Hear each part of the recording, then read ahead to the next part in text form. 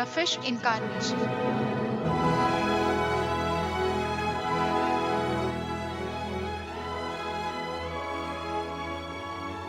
Like many phenomena that occur rhythmically against the seemingly infinite backdrop of time and space, this universe is also subject to regular cycles of creation and destruction. The revolution of the time cycle is, for instance, a year. That of the cosmic cycle is correspondingly a Mahayug. And just as each year is a chain of seasons, a Mahayug is a chain of 4 different yugas, namely Satyayug, Tretayug, Dwapar and Kalyug. Each yug starts with the creation of the universe by the creator god Brahma. This universe is maintained in balance by Vishnu and is destroyed by Shiv when it has outlived its purpose. Whenever the universe is menaced by demonic powers, or if its order is disrupted due to any reason, Lord Vishnu takes a new incarnation to restore it back to its harmonious state. Matsya Avatar, the Fish Incarnation, is the first of his 10 incarnations. Apart from these 3 godheads, the Manu of a Mahayug also plays an important role in the cosmic process, in that he is instrumental in propagating the human race. During Satyayug, the first of the 4 yugas, there ruled the Manu of a Mahayug Satyavrat as the virtuous king of Dravid land. After a long period of peaceful reign, one day he retired to the forest in order to perform penance to attend God and consummate his earthly existence. With each passing year, Satyavrat intensified his penance till he finally gave up every kind of food as well as water and started chanting ceaselessly the name of the Lord, standing on just one leg. At last, at dusk on a fine spring day, he heard a proclamation in a solemn voice which appeared to come from the heavens above. "O King," said the celestial voice, "all merciful God is extremely pleased with your devotion, but your secular duties, O pious ruler, are not over yet. So go back to your kingdom and be the dutiful king that you were of yore. The Lord will appear to you when the time is right." The king, having heard this prophecy, left the forest and returned to his capital, his heart brimming with joyful emotions, to assume his royal duties. However, upon his return, his longing for God made him so restless that he was utterly unable to attend to any of his tasks. Fleeting success, wealth, worldly pleasures, and even gratification of fulfilling the duties could not assuage his agitated mind. Merely in order not to transgress God's commandment, he used to dispense justice during the sessions of royal court held every evening. Almost all the affairs concerning the state were now handled by his minister.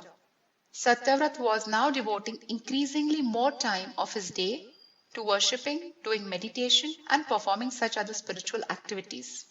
Every day after rising, a new hope would spring up in his heart that today would be the day when the heavenly prophecy would get fulfilled and he would be bestowed with the vision of divinity. Many years passed in this way. During this entire time, there was no change in Satyavrat's way of life. One day at the break of dawn, the king stepped in the river near his palace to offer libation to the sun god as part of his daily ritual, and he took a handful of water. With undivided attention, he muttered incantations invoking God, and as he was about to cast the water into the river, he heard a desperate call.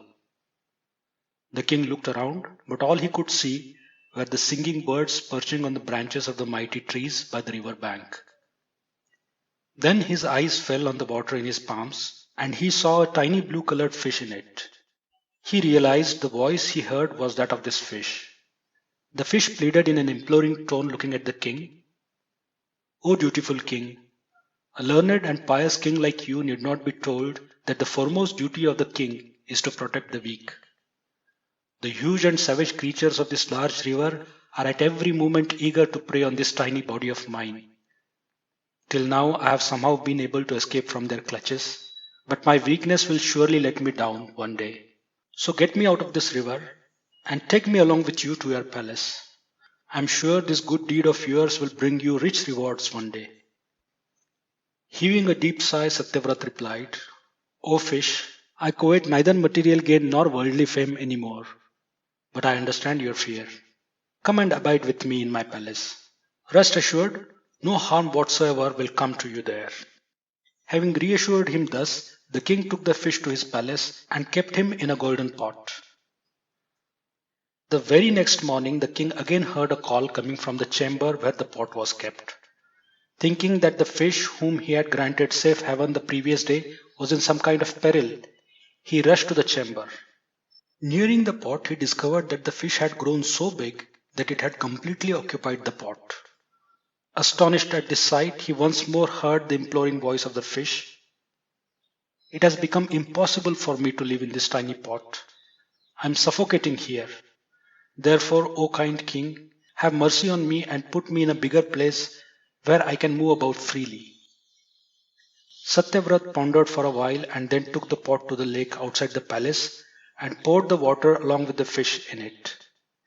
No sooner was the fish released in the lake than it started to grow bigger and bigger, quickly occupying its entire volume, and as before began to writhe in the confined space. At this sight, the king had his soldiers take the fish out of the lake and let it again into the river. Satyavrat now began to suspect that behind the exterior form of the fish there lay something else, and he came back again to the river in the evening to see what had become of it. The king was astounded to see the gigantic form the fish had now assumed.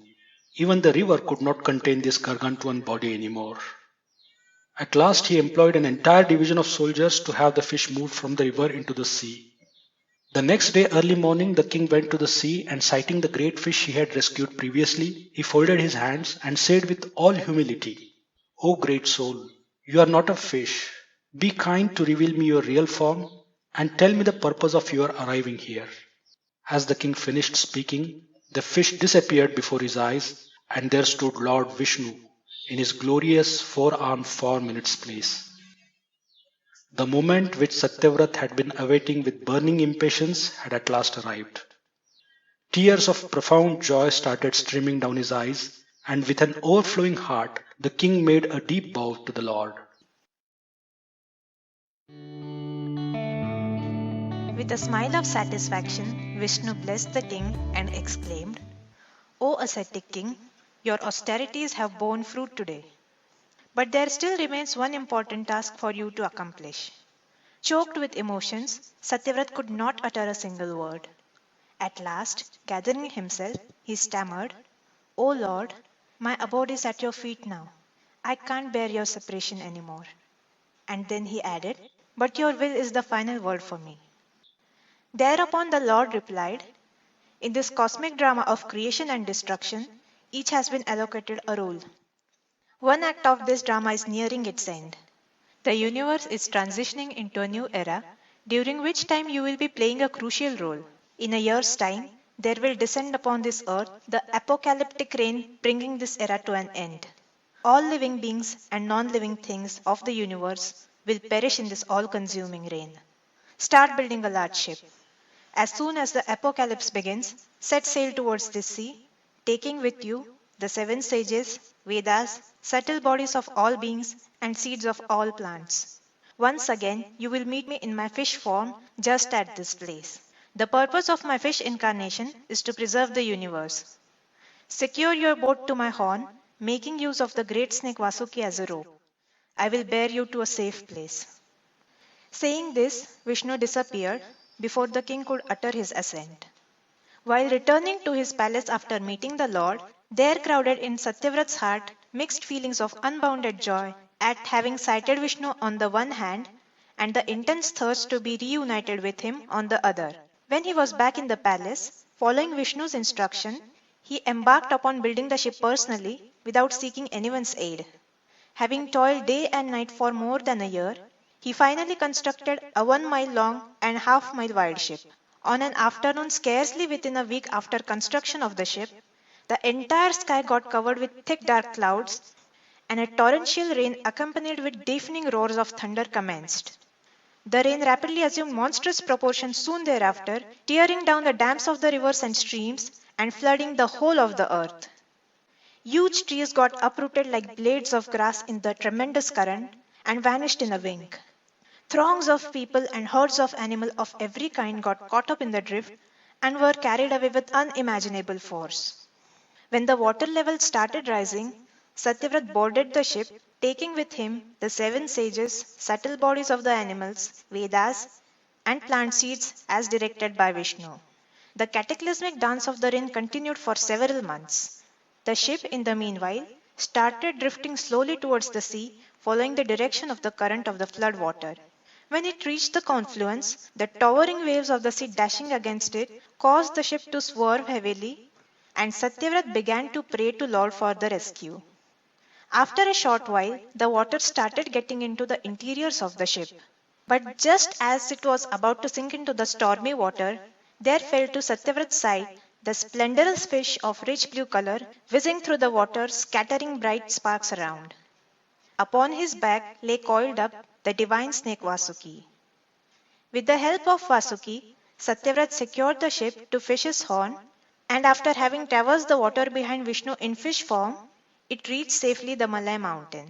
On the mountain top, Vishnu assumed his divine form and addressing Satyavrat said the following words: "You will establish the new civilization out of the ruins left behind by the devastating rain on the earth, O Satyavrat. The seven sages will help you with the creation of animal and plant life. But to propagate the human race, you will need a female companion, whom you will receive by worshipping Lord Brahma. Don't bemoan my separation now. You are part of me, and at the end of this Mahayug, you will be united with me. Until then, you will always feel my presence within you." After the water of the deluge had subsided, King Satyavrat and the seven sages descended the mountain. At the king's behest, the seven sages brought into being diverse life forms from the subtle bodies and varied plants from the seeds. Thereupon they blessed him and bade him farewell. The king was aghast to watch the devastation wreaked by the deluge on the entire earth. But remembering Vishnu's commandment, he quickly got over his emotions and started with austerities to win the grace of Brahma. He was soon rewarded with a woman called Ida. The progeny of the Manu Satyavrat and Ida was thus the first human generation of the newborn universe.